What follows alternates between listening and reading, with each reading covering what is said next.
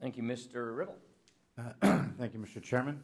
Good morning. Thanks for being here. I want to change the direction a little bit to Social Security.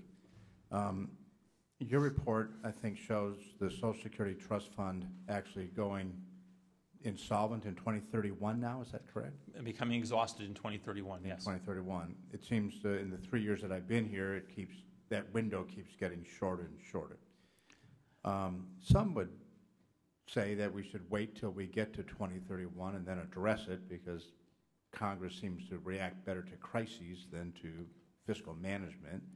Is it more expensive to address it then, or is it more expensive to address it now? I mean, is there a cost to waiting? There is certainly a cost to waiting, Congressman. In what regard? So the longer one waits to make changes, the larger the changes need to be, and the more abruptly they would need to take effect. For Social Security, right now, the age for full retirement benefits is working its way up as part of an agreement that Congress and the President reached in the early 1980s. And that agreement was to do various things, including phasing in and increasing the retirement age over a long period. But the longer one waits to address the imbalance in Social Security and in the federal budget as a whole, the less time one would have to phase in any changes that you and your colleagues agreed to. When you started kind of your first run or first stint over at CBO, I think it was back in the early 1990s, 93, 94, something like that. Were they talking about Social Security then? Because that was post those reforms. Were they also seeing this trend then? Yes, it was very much on the radar of analysts, and in fact, later in the 1990s, there was a lot of discussion among policymakers. This aging of the U.S. population has been predicted for decades now. I recall Alice Rivlin, the first director of CBO, giving a talk that I saw in the 1990s, talking about how it wasn't really that far away.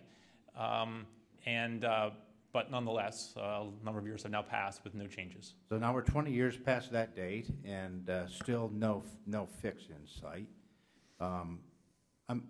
I'm assuming that the fixes, at least in the 3 years that I've been looking at this since I've came to Congress, the fixes seem to be relatively well known. CBO's spoken of them, and other members of Congress have spoken. Would you agree with that? So we published a report a few years ago that had a long list of changes with estimates of their budgetary effects on people of different generations, different income levels. I think the menu of possibilities is well known, but people have not chosen off the menu collectively. Individuals have chosen off the menu. At some point, we're going to need to do that. We're either going to be forced into doing it in a crisis, or we're going to do it thoughtfully and ahead of time and do it that way. Now, since to a certain degree, economists are professional speculators, I say that with a little bit of tongue-in-cheek. I would like you to speculate a little bit on how you might see the financial markets, the ratings agencies, and even the American people responding to a Congress that, with forethought and thoughtfulness, actually reform these programs to save and protect them. How would they respond?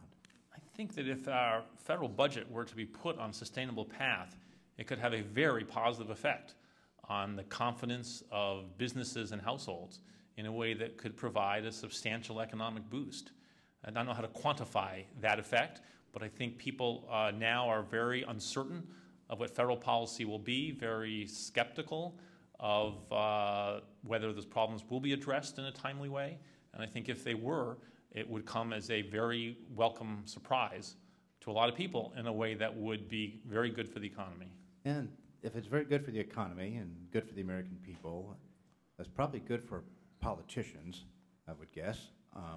And I would really encourage this body, both of us, Republicans and Democrats alike, to actually get serious about doing these things, because my sense is that political dysfunction is also a drag on the economy. Would you agree to that? Yes, Congressman. We think that the uncertainty about where federal policies are going is one of the factors that has led to slow growth in the past few years. Not the principal factor, but a factor. All right. Thank you very much for being here. I yield back. Congressman.